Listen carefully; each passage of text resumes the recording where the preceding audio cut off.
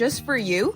At Cotton Cuts Retreats, all you have to do is show up with your sewing machine, and we'll handle the rest. Spend your days sewing with new friends, learning from expert educators, and enjoying inspiring workshops, activities, and local excursions.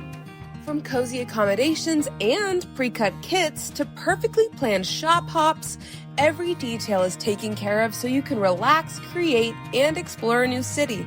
Choose from our week-long retreat or a shorter escape to fit your schedule. Your quilting vacation is waiting. Check out all our upcoming retreats at cottoncutsretreats.com. The big reveal's coming. The big reveal's coming. The big reveal's coming. The big reveal is coming. There's a big reveal coming? Good morning, everybody. Good morning, Instagram. Good morning, Facebook. And good morning, YouTube. It is Thursday. It is 9:30. It is Cotton Cuts time. Thank you guys so much for joining us live. I see people checking in. You guys are coming in from some pretty cold places. I am actually very cold today. It is like super not warm in St. Louis. It's been about 50 degrees plus or minus 2 degrees and raining all week. And so I think today we're due some sun, which is fantastic because that is re-energizing to me. Oh my gosh, people checking in from North Dakota, Minnesota. I know it's cold and I think you guys some people are saying forecasting snow. That feels Halloween to me. When I was growing up, Halloween was always the first time that it would snow, was always Halloween night. And so that feels Halloween night. So clearly, we're doing a theme today. We are all about Halloween at Cotton Cuts today, which of course is the big holiday tomorrow. And so we've got a lot of fun Halloween projects for you guys. We've got some last minute things you can put together before the big day tomorrow. And I'm going to give you bad word. What's a bad word? Snow. I'm hoping snow is the bad word, Ray, and I didn't say something else. Holy cow. Let's see here. Oh, fantastic. Michelle is saying she's broadcasting us on her 55-inch television on YouTube. Yes, chatting on the YouTube TV is an interesting phenomenon. So Michelle, if you figure that out, let us know. Okay, so we've got a Halloween themed show for you guys today. And so I am going to say it. Paula, I have given free reign over control of that little bar that pops up on the bottom of the feed. And so she has been collecting for weeks now bad Halloween jokes. And so they're going to pop up and we're going to all have a little chuckle. She's going to keep us on our toes and you just never really know what's going to pop out. Now, so there's some background here. And I know for people that don't live in the Midwest, it might be kind of, why are we talking Halloween jokes? And so something that we learned when we first moved to St. Louis is on Halloween, there are many homes that will not give you candy unless you tell them a joke. And so this is a St. Louis thing. I think it happens in a couple other places, but you will not receive candy, even if you knock on the door and say, trick or treat, smell my feet, give me something good to eat. You have to tell a joke. And so that's kind of the catalyst for all the jokes that we're going to see today. I know my kids are still auditioning their jokes for when they go. Oh, dear Lord. Here's our first one. So the first one is, why did the ghost become a quilter? Oh, and I think they're all quilting themed, guys. So you might be able to get a good joke here. So Paula, why did the ghost become a quilter? Because he wanted to piece together his afterlife. Okay. All right. That's what we're in for today, gang. So sit tight and hang with us. All right. Michelle's asking you to bring it. So, okay, good. Let's see here. Stephanie's saying it's a crazy hot spell. So I'm hoping it sticks for you because I was wishing we were done with the hot spells and we are not. All right. Don't forget to hang, StreamYard permissions. We can see your name, all that stuff. Don't forget to like and subscribe and all that fun stuff that Melissa Feldhaus reminds us to do every week. And don't forget to hang to us till the end because we've got a fantastic giveaway. This question is fun. I peeked ahead. This question is awesome. You guys are going to want to hang out because not only will your answer challenge your creativity, but I can't wait to see what the world of answers are that we get on this one. It is going to be a lot of fun. All right, so hang with me till the end and we'll talk about that. All right, so we're going to start as we always do with questions submitted by you guys. So go to cottoncuts.com/live to submit your question. These are here when I sit down. Paula goes through all the fantastic entries each week, and she picks them out for us. And so the first question comes to us from Sarah Mitchell from Portland, Oregon. Thanks so much for your question, Sarah. Sarah writes, I have so many leftover fabric scraps from seasonal projects, Halloween, Christmas, Valentine's Day, and they're starting to take over my sewing room. How can I use them so they just don't pile up forever? Oh, this is a fun question because When I think of seasonal fabrics, I typically think of fabrics that are more novelty, not necessarily the seasonal fabrics that read as winter or read as Valentine's Day. But if you've done this Halloween project, if you've done this Valentine's Day project, and you have that little bit of fabric left over, it's really hard to say it's red and put it with your red scraps, or it's really hard to say it's orange and put it with your orange scraps because it's got that pumpkin or scarecrow or heart or something that just doesn't read as a color. And so when I think about things to do with these fabrics, so in my first thing that I was always told was you can always cut it smaller. Right. So if it's got this like big piece on it, maybe perhaps it's a pumpkin butt or, you know, something, a scarecrow, something you don't necessarily, just cut it smaller. And then all of a sudden it'll start reading as those solids that you can put it with your scrap bins. Another thing you can do if you actually want to make a project out of them is group them by theme and perhaps do a mug rug. I know mug rugs have like ebbed and flowed in popularity over the years. I think we're in a not popular as opposed to 3 years ago when it was super popular to have mug rugs. So if you start making them now, when they come back in 3 years, you'll be ready with holiday themed mug rugs for every holiday throughout the year. But think of smaller projects, right? And so when you have those scraps, you can put around a central theme and have a mug rug. And then each morning when you have your coffee and your breakfast, you can have your little mug rug and it's seasonally themed. And whoop, it's gonna be one of those days, gangs. So I think another opportunity is crumb quilting and improv quilting. So we talked about improv quilting last week. And so taking your fabrics and sewing them into a randomized configuration, just stitching them together, flip, stitch, flip, stitch, flip, stitch, flip, maybe perhaps using them on, I've seen this before and I wonder, where do people get phone book paper now, right? You can stitch them on top of phone book paper and use that as tearaway, but you can randomize them and just use whatever life is left of them and then stitch that into a project. So you can do a mug rug as well. I see Greta Sobel saying hot pads. That's a fantastic way to use these fabric as well, because hot pads, you can constantly switch patterns, switch projects as well. And you can use a hot pad different season, right? You're always having people over. We're having people over for a Halloween party. So it'd be cool if we had a Halloween hot pad. Let's see here. Tishua says she uses hers with her 3-year-old granddaughter to make special scrappy projects. Yes, anything small. Tea towel toppers, Greta, that is a fantastic use to dress up a tea towel that you might have. Mug rugs, gift bags. We also have, and so you know, these questions are just here and things are on the table when I sit down. And so I'm assuming that Paula wants me to share this idea when we start talking about small pieces. And so this is something that Cheryl on my team did for us last year. And so she had a bunch of Halloween fabrics left over. And so she made us all coasters because it gets humid here in St. Louis and it, you know, things get wet when you have cups on racks. And so these were very simple to make. It was just the hexagon of fabric. And rather than having to do any sort of bias edge buying, she took the backing and flipped them forward and top stitched them on the front to finish them. And they've got a little piece of batting on the inside here. So that's another fun little quick project that you could do. It's more just determining the shape. These ones are hexagons. You could do circles, you could do squares, you could do whatever you wanted, but this is a fun way. And then you can gift these to people and they will have them when they need them. And then I've seen recently a resurgence of using scraps to make bookmarks. And I love this idea. And so it's something that came as an offshoot about a year ago, where people used to take kind of a fusible piece and put all your scraps on it and then just top stitch and just quilt on top of it and stitch all that fabric down onto whatever the background fabric is. And so now what folks are doing is they're taking that base layer of fabric, putting their scraps on, stitching all over it, and then using pinking shears and cutting bookmarks. And so that is a fantastic way to make a fun, bright, everyone gets their own unique individual bookmark. But fabric bookmarks I'm seeing as a trend of something that people are starting to make more and more of. And so it's just another one of those things to consider. I know when you're thinking small projects, we go to kind of the tried and true staples and favorites, but fabric bookmarks is also another potential option there as well. And that's also, I see a lot of people looking for gifts for teachers, for holidays, and, you know, a quick little thank you for someone special. The fabric bookmark is a fantastic idea. And so with that, you guys have been doing a fantastic mug rugs, placemats. What else do you guys do with your leftover fabric scraps that are seasonally themed that might not necessarily go in a traditional stash scrap organization system?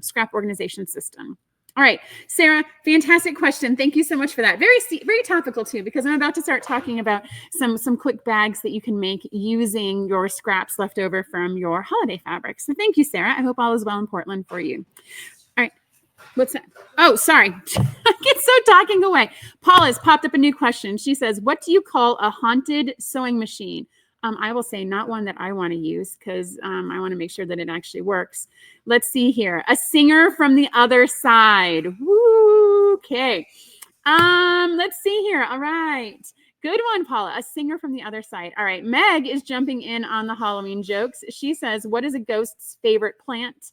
Bamboo. I think that's gonna be Dominic's, Meg. That's a fantastic one. Lap mats like placemats, but just for a plate on your lap. All right, fantastic. Second question. Boy, we are moving here. All right, second question comes to us from Jean Steinheiber from Sin City Center, Florida. She asks, what are the dates to order kits for the next puzzle mystery quilt? Okay, this one I can answer. Oh, all right. So Under the Sea is our current puzzle mystery quilt. So that one we are about to ship Clue 4. Clue 4 is going to ship tomorrow. We are finishing up Flyway. And so when we finish one puzzle mystery quilt, it's time to start thinking about the startup of the next one. So our next puzzle mystery quilt will start signing up the Friday after Thanksgiving. It has always been the Friday after Thanksgiving. That's when we open signups for the next puzzle mystery quilt. Signups will open on that Friday. If you are a Flyway detective and you've made it to the end of the program, you will, as a bonus, get access a day early. So you'll be able to sign up on Thursday, beat the rush, not have to set your alarm at 7 o'clock, because as we all know, some of these colorways sell out in 22 minutes. And I hate it every year when people are mad because they sleep in or they miss an alarm and their favorite colorway is sold out, but they sell out very quickly, you guys. I am so sorry when that happens. There's only so much we can do. And we're looking at the colorways. We're finalizing colorways. We're getting fabrics in. And some of them are going to be one and done because there's only a certain amount of fabric at the suppliers. And so please, please, please, December 5th, 7 o'clock Central, set your alarms. Make sure you guys are ready and have checked out the colorways. You have a plan. You know what you're going to get. You know what you're going to sign up for, because we want as many people to participate as possible, and we want you to love your colorway that you select. All right. Jean, if you have any other questions, by all means, pop them over. But that's kind of the update. You're going to be hearing that December 5th date from us almost every week for the next 5 weeks, because that's a big date for us. It is the Friday after Thanksgiving. You guys can put it on your calendar now and for the next 10 years. It is always the Friday after, it is the first Friday in December after Thanksgiving. It is not Black Friday. It is not the day after Thanksgiving. I apologize for misspeaking. It is actually a week after Thanksgiving. Okay. Whew. I swear I'm already on Halloween vacation, gang. All right. So that's it. So those are the questions that were submitted for this week. If you have questions for us, go to cottoncuts.com/live and submit a question for us to answer on next week's show. All right. So what's happening in the shop? There's a lot of stuff that's been going on. So let's start first with everyone's Mystery 5.0. Next week on Wednesday, island hopping starts. And so this is our latest Mystery 5.0 design. We have a ton of kits out. I think we have maybe 10 or so kits left here in the shop. If you haven't ordered yours yet, please pop over and get your pre-cut kit. As our team has been sewing these, we are appreciating the fact that they are pre-cut because there's a lot of pieces and a lot of sewing. So please pop on over and make sure you get your pre-cut kit. I actually have been piecing together my Wonderland in the background. I am actually the only one that picked this colorway. It was lost and unloved, but it is okay because you'll get to see it as I show and demonstrate each week as we drop new clues. You guys will get to see the Wonderland quilt come together. It is actually, it makes me very happy. I'm loving the fabrics, and I think that's probably part of the joy is that as you're sewing, you're loving the fabrics that you're sewing together. I want to talk about a program change for Mystery 5.0. And so if you've been following Mystery 5.0 shops, you've seen this. And we mentioned it a little bit last week as well. So Mystery 5.0 is a program that administers this program, and we are a participating shop.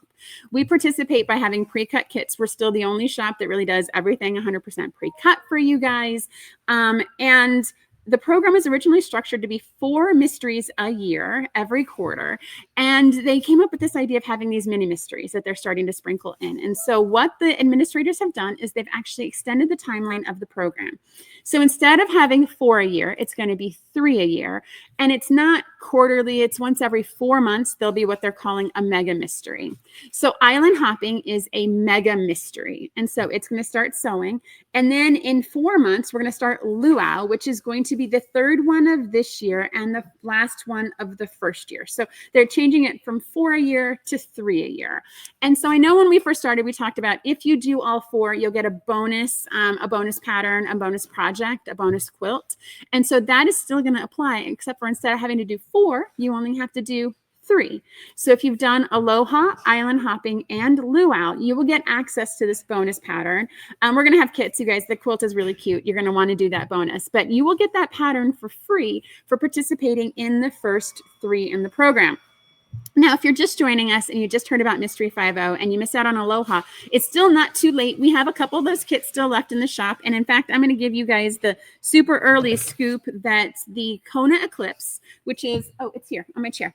That's why it's here on my chair. So we've got the Kona Eclipse. So this colorway, our Halloween themed, is on sale for 25% off between now and midnight tomorrow night. So if you've been eyeing the Halloween quilt and you didn't get a chance to make one this year, this is a fantastic program. It is all pre-cut, so you can get it stitched, you can get it long-armed, and you can get it ready to go for next year. Dawn did this one, and she posted a picture on our group because it sits on her front porch, and it's going to be ready for her for Halloween for this year. So, and we love those Nevermore fabrics. They're actually really stinking cute. All right. All right, so that's everything on Mystery 50. 3 quilts, 1 free pattern, island hopping, which is starting now. We're stitching it up. It's actually going together. It's going together well. I would say the piecing is really, really easy on this one. It is a lot of pieces, but the piecing is actually pretty easy on it. Okay. Let's see here. Our snippets have shipped. So if you are a snippet member, that wait list is going to be opening up soon. So if you are interested in joining snippets, perhaps subscribed and changed your mind, you can definitely come back to that. We're going to be opening that up here very soon as well. Those snippets are a great way to keep our trash out of the landfills and make sure that we're making fantastic projects.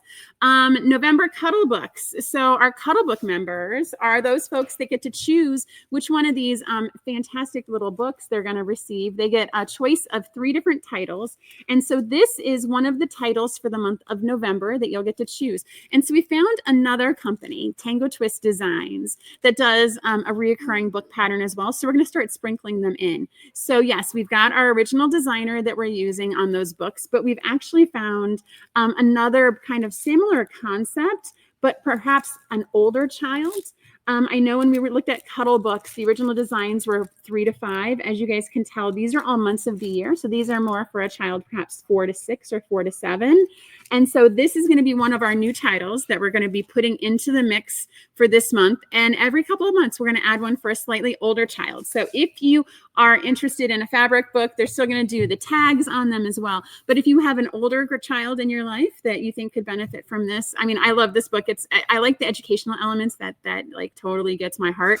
And so sign up for Cuddle Books because you have until the 1st to get signed up in order to get in on November's book. Let's see here. We also have our November Javas.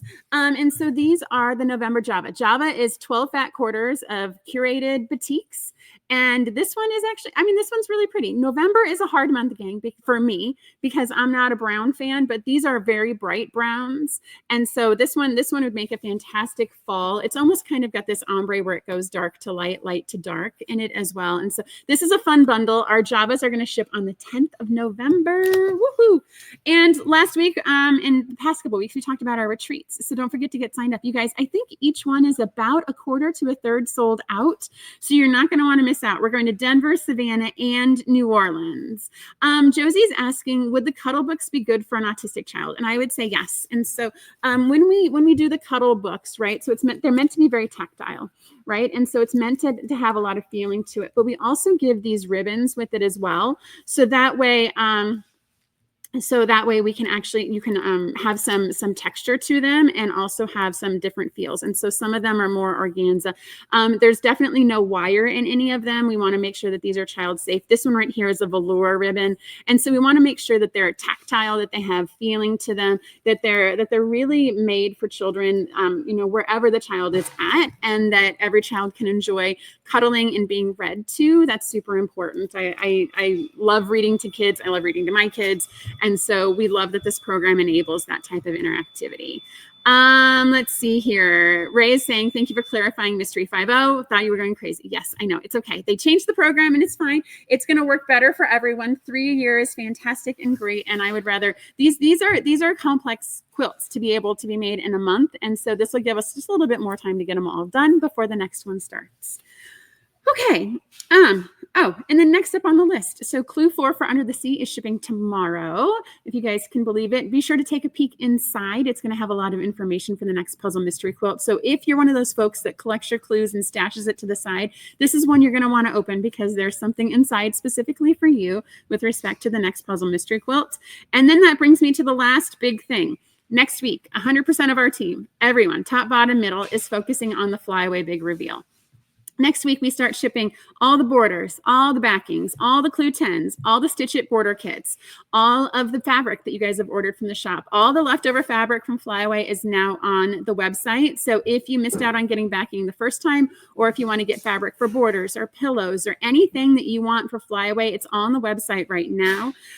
This was the last time we did backing the old way, where we did just regular with the fabric yardage. Starting with Under the Sea is when we started to do the wide backs, and we'll start doing wide back and pillow kits for the next mystery after that. So make sure that you guys get all that extra fabric that you might need, because you want you to be able to finish these quilts as timely as possible. The big reveal show is going to be Friday at 1 o'clock Central. We're going to have guests. Also, if you have submitted your guess as to what you think Flyaway looks like, we've been collecting those, and we're going to show some during the reveal. It is going to be fantastic. Also, all Flyaway detectives, we're going to have a Zoom sew-in on Saturday, the 8th from 10 to 2, so that way you can gather, you can see all the other colorways come together. That's a fantastic virtual way to get together in person with other Flyaway detectives and finish those quilts. And of course, because we are who we are, we give lots of prizes away. I think we give away an hourly prize to people that attend. So I think that's everything on those topics. Okay. Let's talk about Halloween. Clearly, this is the Halloween costume that I will be wearing this year. And so you guys, I love Halloween. Halloween is a fun holiday. It is one of those, I think it's just so much fun. I mean, how many times can you just walk up to a stranger's house, knock on the door, and they give you free stuff? And so I think it's such a joyful holiday that you get to give and bring joy to children. And we get to, put on costumes and become things that we might not necessarily be on a normal day. And so I know in our house, for this year, Dominic is coming over with all of his friends. They are 13, they are 8th graders. I think this is our last time they're all going to trick or treat together. But this started in our house a couple years ago because Dominic realized a lot of his friends didn't trick or treat. They didn't celebrate Halloween. They were international students. They were, immigrants. And so they didn't necessarily trick or treat. And Dominic wanted to take all of his friends with him. So he invited his friends over. They went trick or treating for the first time together in 5th grade, and they've been going every year since. And so 8th grade, I think this is our last year. This maybe. I mean, there's a lot written online. Like if a teenager comes to your door and knocks, just, there's so many other things they could be doing. Just give them the candy. And so we'll see if this continues on. I think we might be transitioning to Halloween party phase at the 8th grader level. But we'll see. And then, of course, my high schooler, Lincoln, there's a football game. He's going to go to the football game. And I think he's planning on trick-or-treating as he walks home because, he's in our neighborhood after 9 p.m. Everyone puts their candy in baskets on their front porch, and the high schoolers come and clean it out for you so you don't have anything left over. That's kind of part of the ritual in our neighborhood is the high schoolers help take any of the extra candy you have left over. So I think he's planning on doing his civic duty and making sure to help our neighbors out with any leftover candy they might have. Okay, so we're going to be talking about a couple of quick and easy Halloween projects, specifically trick-or-treat bags that you guys can make in the 24-ish hours we have until Halloween tomorrow. But a couple of things before we get started. So the first is we are hosting a Halloween block party challenge on our Facebook group. And so this is an opportunity to post a photo of a Halloween block that you've either done have in process in your UFO pile, or something that you just want to whip up really quickly just for this. Post a photo of a Halloween block that you have made. Just post in our Cotton Cuts Fabric Facebook group, and we'll pick a couple of people probably to give prizes by tomorrow. We'll announce a winner next week. As Paula put in here, there's a fantastic prize. She is all about the puns today. It is going to be a fantastic prize. So go ahead and pop over into that Facebook group, post a Halloween block that you've made, or a project. I'll expand it. Any project that you've made. Let's see here. And then I'm going to start by warming us up into the Halloween spirit by asking you guys, what's your favorite Halloween color combination? Are you orange and black?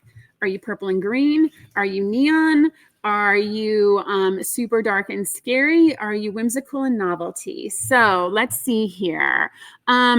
Tisha was saying Halloween's always been her favorite because it's the one day you don't have to be by yourself. I like that it's the one day where people knock on your door and you aren't afraid to open it. And it's very, very joyful. Orange and purple, black and purple. I am a green and purple, guys. I am a green and purple. I like orange, but I'm a green and purple, black and purple. All right. So as we talk about that, let's talk about the projects that we have today. So I'm going to first show you a project that has been made by Dawn on my team. And she brought it in because we put out a call. Like, if you have a Halloween project, bring it in. And she brought this in, and it is super stinking cute. Oh, hold on. I got a joke before I can show you. Why did the quilter bring her iron to the Halloween party? I don't know, Paula. Why did the quilter bring her iron to the Halloween party? Because she wanted to press her luck. All right. That's good work right there, people. Okay. So this is a table runner that's been made by Dawn. Cheryl.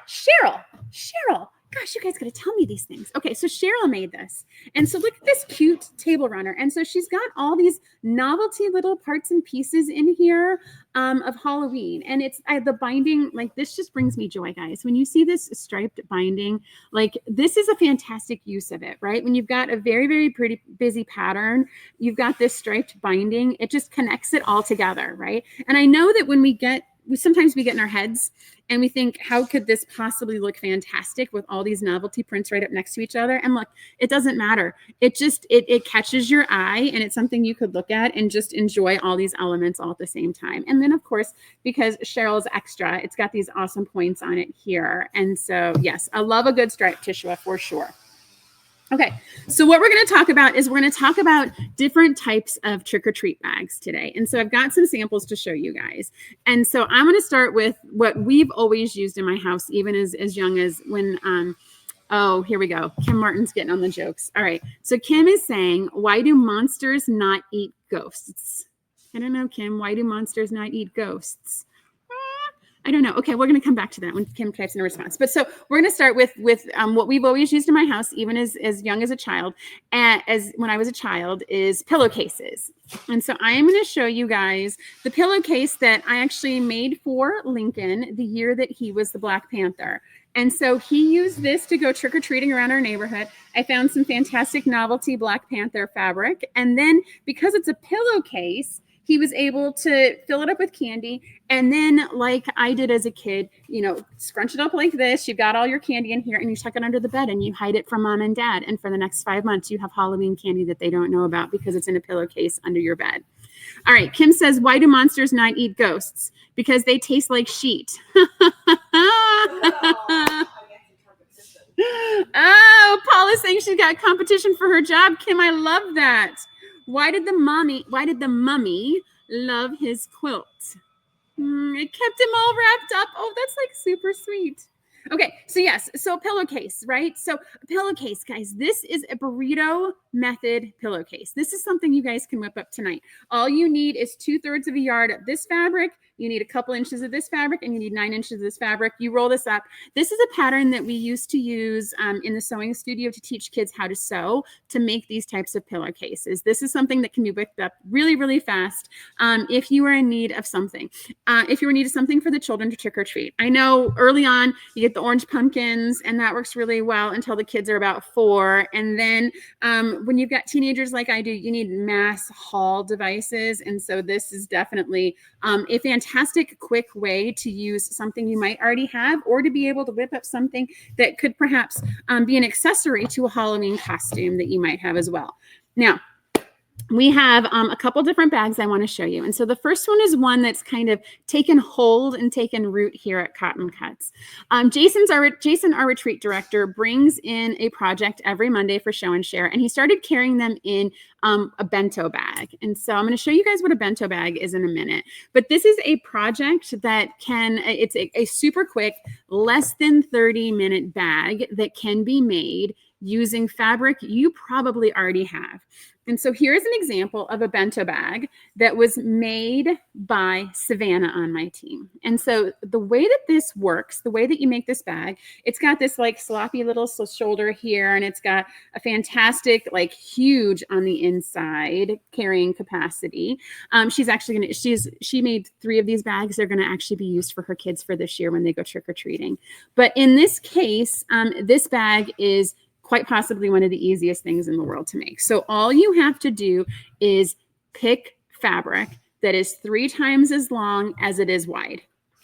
So there's a couple different ways you can do that. You can clearly get a piece of fabric and cut it 3 times as long as it is wide. Pick any dimension you want. This works for any dimension. If it's 10 inches, 15 inches, 20 inches, whatever, it works. So if it's 15 inches, you're going to go 45 inches wide. You can achieve that with a single piece of fabric, but you can also make quilt blocks. So say you've got a 12-inch quilt block. You can put 3 of them together to get the 36 inches. You just want it to be 3 times as long as it is wide, and you want a lining fabric to it. You're going to take that piece of fabric, you're going to stitch all around the perimeter and flip it right side out. Once you get there, this is where the magic happens. And there are, if you search for bento bag, if you search for origami bag, there are a ton of tutorials and videos on how to actually stitch this together. So you're going to have this big piece of fabric that's 3 times as long as it is tall. You're going to fold one corner down, fold one corner up, put the corners together, and you stitch this length twice. And bam, you've got a bag. It is really that simple. It is, you take those pieces and you fold them, and it sounds voodoo, and it sounds like, you know, how is that absolutely possible? So I'm going to turn this bag inside out, and all we did was take that long piece of fabric. We stitched this stitch here. We stitched this stitch here. And then you've got the bag. And there's a little bit of finishing that goes into the handle, but it's nothing that's too bad. You're going to take those edges together and you're going to stitch them together, and bam, you've got this bag. And so this is one that Savannah made clearly for her children. I made one that was supersized because I wanted to show you guys kind of really how big some of these bags can get. And I am a no waste quilter. I don't want little parts and pieces. I don't want little scraps hanging around. And so what I did was I used half of the width of fabric as my unit. So that was 22 inches, and I cut it 66 inches long, right? So, and then cut on the fold, because I wanted to make sure that it could be something that would be all inclusive without little parts and pieces. I didn't want any extra piecing because I wanted to make this pretty simple. And the hardest part of it was stitching around to that perimeter, because I had to go down 66 inches, 22, 66, 22, and of course, turn it right side out. But I made this bag. And so this is going to be Dominic's bag tonight. And so this bag is ginormous. This bag is huge. But it is exactly 66 inches with the fabric. And then it is cut in half. And I've got this cute little like purple moon and stars on the inside. And so this bag is going to be for Dominic for his Halloween haul for tomorrow.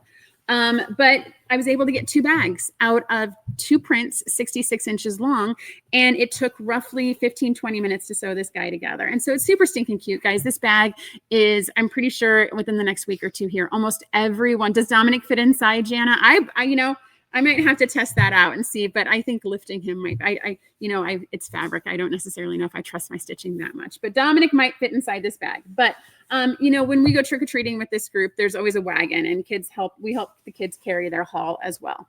Okay. What else can you whip together tonight for tomorrow's big adventure? And so, Savannah did the basic tote pattern. And so this is a pattern you guys can find as well.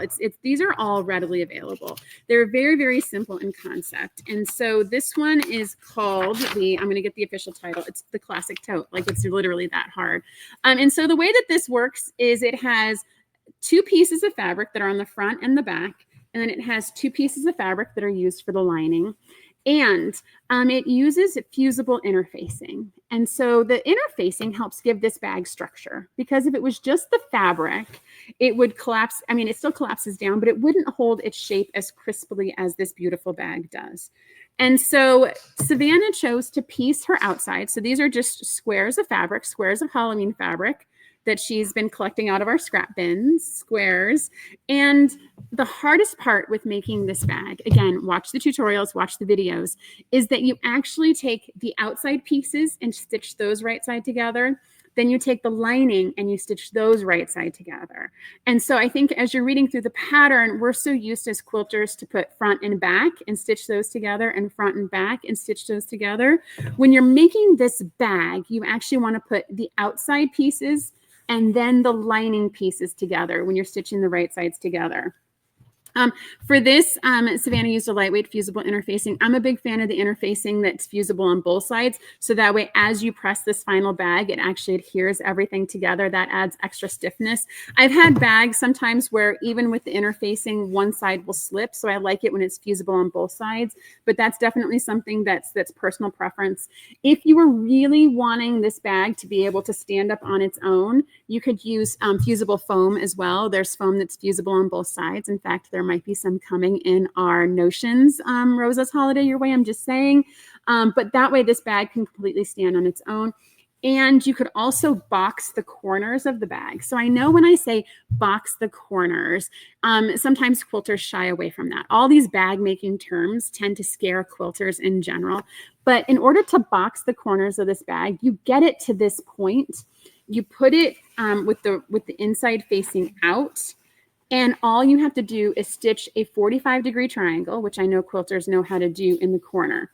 So here's one of the corners. You're going to stitch right this way, cut it, and then you have a boxed corner in your bag. And whenever I was looking at bags originally and there was a boxed corner, I was thinking I would have to do kind of an inset panel all around it in order to get it to be the boxed corner. But this is actually, it comes from this stage. Once you have the bag like Savannah has it here, once you sew that inside, that corner will become boxed and it'll actually be square and be able to stand up on its own. Now, Jason on my team hates straps, right? And I think a lot of quilters generally don't necessarily like to make the straps. And so whenever you're doing the bag straps, this one doesn't have interfacing on the inside. Sometimes you can put interfacing on the inside. The turning can be very vexing for people. And so I know there's a ton of tools. I prefer the tweezers, the grippers that you can push down the tube, grip it, and then pull it out through. There's a lot of different ways to turn the tubes. I think if you've got children that you're babysitting, that's also a fantastic task for them as well, is to turn the tubes for you. I think that'll keep them busy for a good period of time as well. But I think the handmade straps are a fantastic touch, especially when they're tucked sewed inside like this.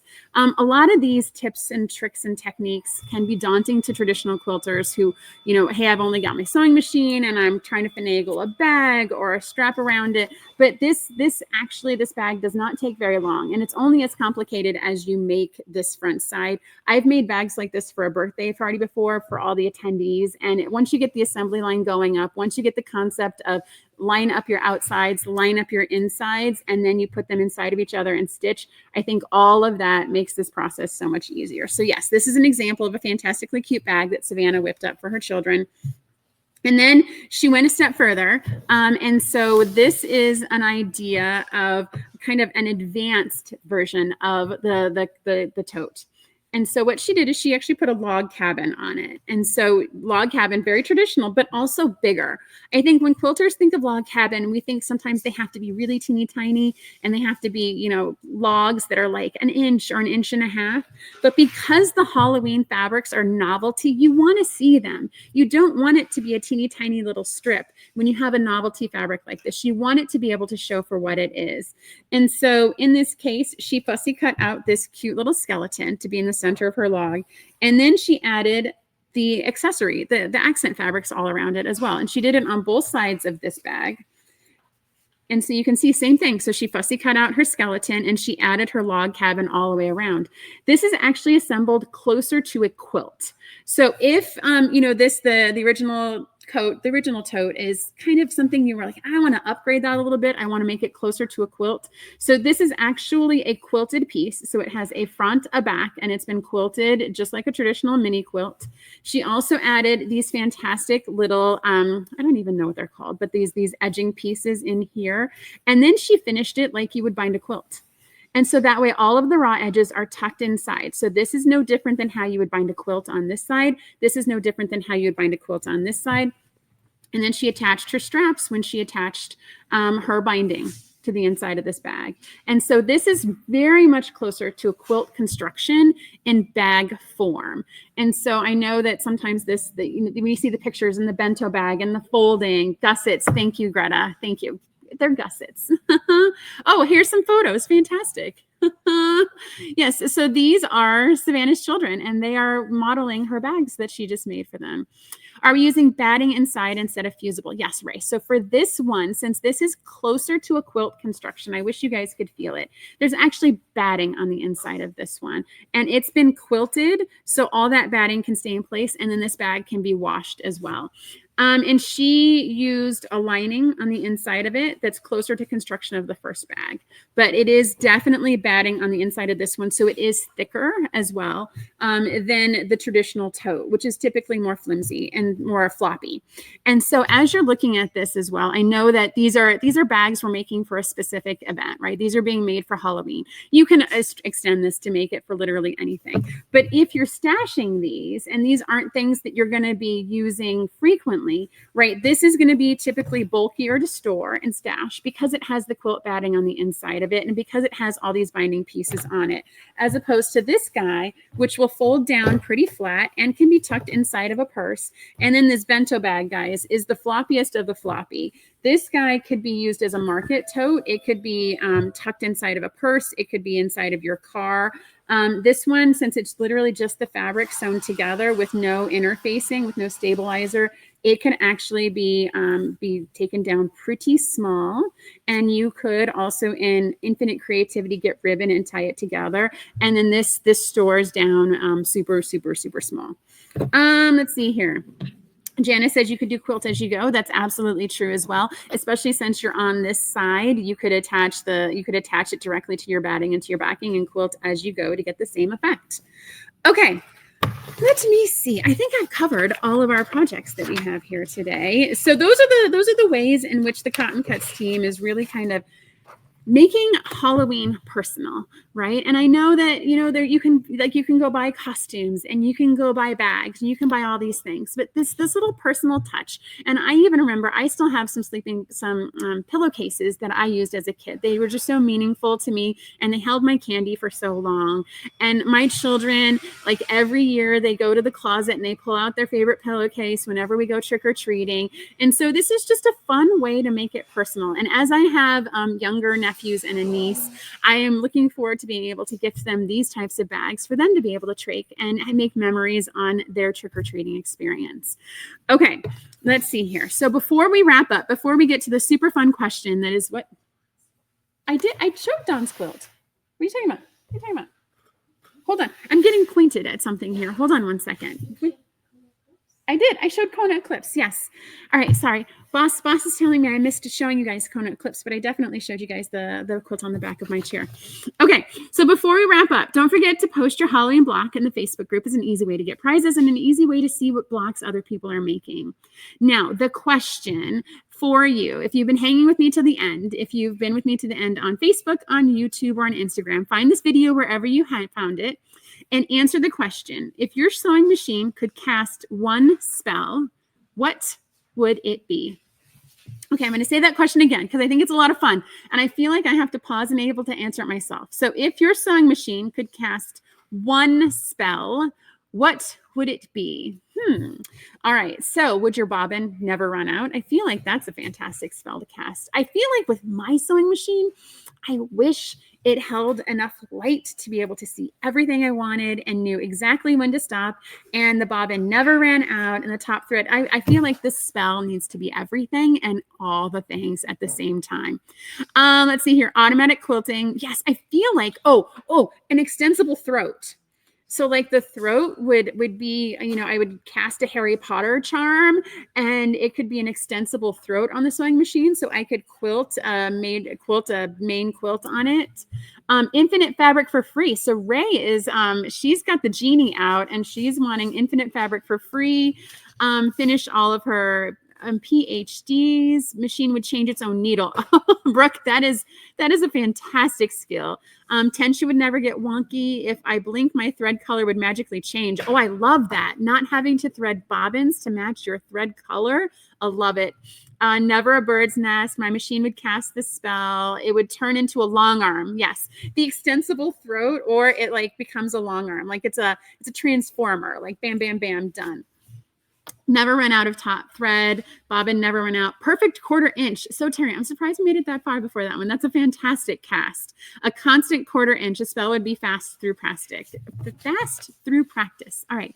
Fantastic, you guys. Thank you so much for hanging with me through the Halloween show. I hope we've inspired you to try bags. That bento bag is amazing, you guys. As soon as you pick one up and try it, it's like a potato chip. I guarantee you're never going to be able to stop. And it's a good way to use up some of those scrappy fabrics because you can piece blocks and piece them together. And before you know it, you've got a bag. All right. So that's it for us today. We will have another fantastic show for you guys next week when we talk about all things fly away. And we have all things fun to talk about because it's what we do. And I'm sure we'll have stuff to give away as well. All right. That is it for me, gang. Everyone have a fantastic week, and we will see you next week. Happy sewing, and bye now. And cut! Thank you so much for watching our video. We have so much fun making these, and we hope that you were both delighted and inspired by what you just watched. This video was sponsored by Cotton Cuts. Cotton Cuts is your one stop for all the best fabric and thread memberships. Love fabric? We've got you covered. Love thread? We've got you covered. We get that no two quilters are cut from the same cloth, which is why our memberships are as unique as you. We also have the largest block of the month in the world. Over 4,000 detectives solve our puzzle mystery quilts every year, and you can join them. Simply go to cottoncuts.com to learn more about all the awesome and fun things that we're doing. And don't forget to hit like and subscribe to make sure you get all of our new fresh content every time it comes out. Thank you so much. Happy sewing enthusiasts, and we will see you soon. Bye now.